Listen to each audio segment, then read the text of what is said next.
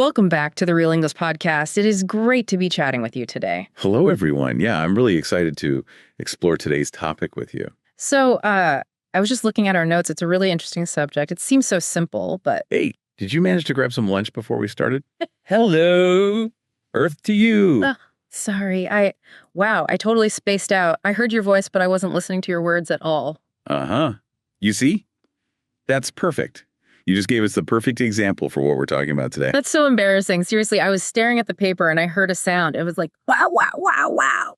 But I didn't catch the meaning. Not at all. Don't worry about it. It happens to everyone. All the time. It's funny, isn't it? My ears were working just fine. The sound went in, but my brain was, well, it was clearly off duty. Exactly. And that's the big mystery we're solving today.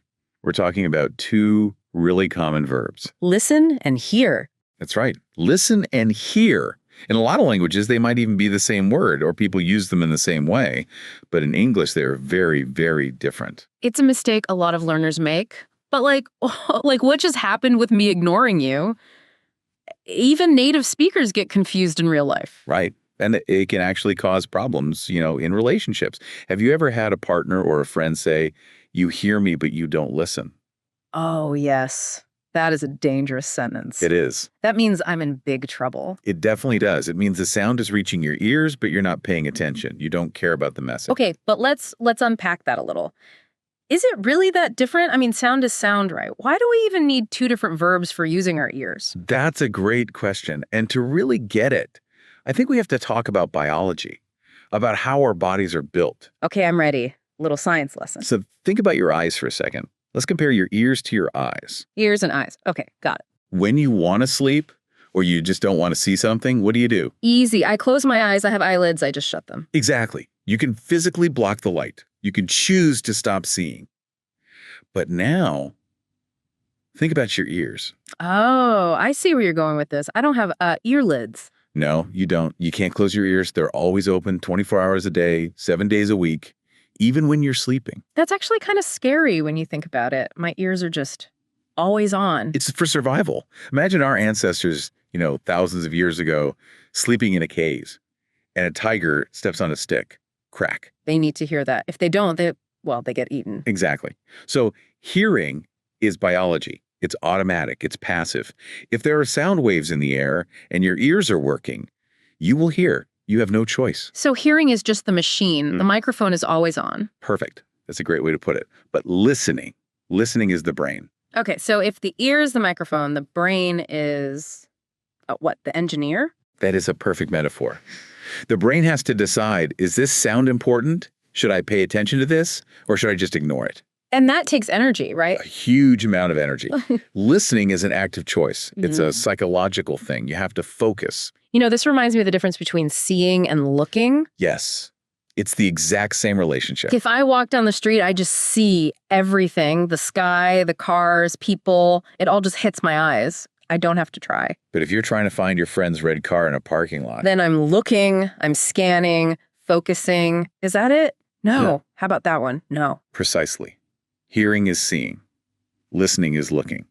One is automatic, the other is work. Let's talk about some real examples of this, because I think in real life, we switch between these two modes all the time. We do. We flip that switch hundreds of times a day without even thinking about it. Okay, let's imagine a coffee shop.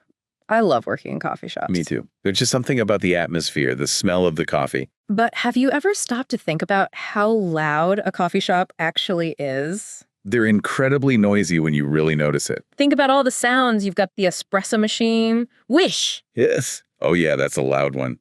Then you've got the grinders. That sound goes right through your head. The door is opening and closing, the little bell, ding dong, people walking, chairs scraping on the floor. And there's usually music playing, right? Yes. Some kind of jazz or pop music in the background. On top of all that, you have 20 other people having their own conversations. It's just a wall of noise, really. Right. So in that environment, how can you talk to your friend? It's strange, but we do it all the time. How is that possible? I mean, if hearing is automatic, shouldn't we go crazy with all that noise? Well, this is what scientists call the cocktail party effect. The cocktail party effect sounds fun. It's like a superpower your brain has. It can sort of turn down the volume of all that background noise. So I hear the coffee machine. I know it's there, but I don't listen to it. Exactly. Your brain filters it out. It decides that's not important. Ignore it. But then my friend starts telling me a story. And you point your attention, your focus directly at your friend. You lock on to their voice. So I'm hearing all the chaos, but I'm listening to the story. Yes. And if you get tired or distracted, The wall of noise comes back. immediately. If you stop listening, your friend's voice just becomes part of the noise. It turns into blah, blah, blah. That's a great way to think about it. Hearing is the background, listening is the spotlight. I love that. Listening is the spotlight. Okay, let's try a different situation, something more, I don't know, instinctual. Okay. What do you have in mind? Imagine you're home alone. Okay. It's late at night, like 2 a.m. You're in bed. The house is totally dark and quiet. Peaceful. Suddenly, from downstairs, you hear a loud thump. Oh, I hate that. My heart just jumped. So what just happened in that second? Well, first, the sound just entered my ears. I didn't choose it. It happened. It woke me up. That's hearing. Right. You definitely heard it. You probably wish you hadn't. For sure. But what happens next is what's really interesting. What do you do with your body? I freeze. I stop moving. I probably even hold my breath for a second. And what are your ears doing? Oh, they're searching. I'm straining to hear anything else. You're listening. You're listening with 100% of your focus. Yeah, I'm waiting. Was that just the cat? Was it the wind? Or is someone in my kitchen? This shows the difference perfectly. The first sound, the thump, was hearing, passive. But the silence after, where you're hunting for more information, that is active listening. It's like my ears become little radar dishes, you know? I'm trying to catch any tiny sound wave. Yes, you're actively searching for data to save your life. Or to save the kitchen from the cat. Usually it's the cat. Usually. But you see that switch, you went from off to on in 1 second. Okay, let's try the opposite. When we should listen, but we don't. Ah, the trouble zone. The boring meeting. Or the boring class. We have all been there. You're sitting in a chair, the room is too warm, you had a big lunch, you're sleepy. And someone is talking at the front of the room, a boss or a professor. And they just keep going. A monotone voice, on and on and on. And you're looking right at them. You're even nodding your head. You look like a perfect student. But inside your head. Oh, inside my head, I'm planning my weekend. Or I'm wondering what to make for dinner. Pasta? No, maybe tacos. So in that moment, are you deaf? No, of course not. Can you hear the speaker? Yes, the sound waves are hitting my ears. I can hear the rhythm of their voice. I know someone is speaking English. But if I snap my fingers and ask you, what did she just say? I would have zero idea. Why? Because I wasn't listening. I wasn't processing the words. The sound didn't go to the meaning part of my brain. It just sort of bounced off. This happens in school all the time, right? Ah. The teacher says, okay, open your books to page 50. And 5 seconds later, a student asks, what page? And the teacher says, you weren't listening. And they're totally right. The student heard it but didn't listen. I have a personal story that fits this perfectly. It's about switching from hearing to like super intense listening in 1 second. Oh, really? I love a good story. Yeah. What happened? So this was a few years ago. I was on the train going to work. Oh, the commuter train, rush hour. The worst. Packed in like sardines. I was standing because there were no seats. It was hot. It was noisy. Not a great start to the day. No. And trains are so loud. The clack, clack of the wheels, the announcements, people talking on their phones. Just a blur of sound. Exactly. I was just zoning out, just hearing the general noise of the train. Just hearing the environment. Right. Until I heard one single word from the two people standing behind me. Oh, what was the word? Alligator. Alligator. On a train. That's what I thought. One person said to the other, I can't believe I left the alligator in the bathtub. What? Right. My brain just, it stopped. Alligator. Bathtub. So what did you do? Instantly, I switched modes. I went from zombie commuter to like super spy.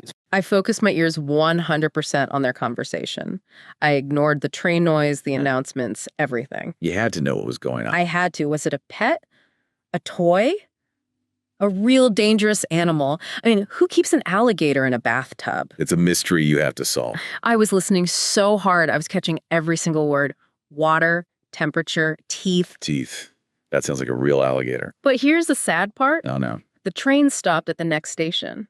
And they got off. No. Yes, they walked out the door and I never found out the end of the story. You'll never know about the alligator in the tub. It haunts me to this day, but it's a perfect example, right?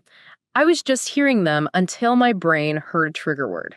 Then I listened with everything I had. That's a great example. It shows that listening is all about interest. If we want the information, we listen. If we don't care, we just hear. So we've covered a lot today. Biology, coffee shops, alligators. We have. It's a big topic. Let's do a quick review just to lock in the feeling of these words. Good idea. Let's simplify it. Okay, here. Hear is passive, automatic. The sound comes to you, no effort. Listen. Listen is active. It's a choice. You go to the sound, you focus, and you try to understand. I think that makes it really clear. And there's a small grammar tip we should mention too. Yes, this is a common mistake. We usually say listen to something. Right. I hear the music, but I listen to the music. I hear you, but I listen to you. That little to shows the direction of your attention. That's a really helpful tip. So before we go, I have a little challenge for everyone. Ooh, a challenge. I like it. I want you, yes, you, right now, to just pause for a second. What can you hear right now, besides us, in your room or on your street? Can you hear traffic outside? Or the wind? Maybe your refrigerator is making a humming sound? Or your computer fan? Those sounds are always there. You usually just hear them and your brain ignores them. But right now, you are listening to us. You're focusing on our words. We hope you're listening. Yeah, if you're just hearing us, we're just background noise. Please listen to us. But seriously, try this tomorrow. As you go about your day, just ask yourself, am I hearing this? Or am I listening to this? It's kind of fun to notice when you switch your focus on and off. And if you hear anyone talking about an alligator, please listen carefully and let me know the end of the story. Yes, we all need to know. Thanks for listening. Keep practicing English. If you'd like more episodes like this, you can subscribe to the channel. See you next time.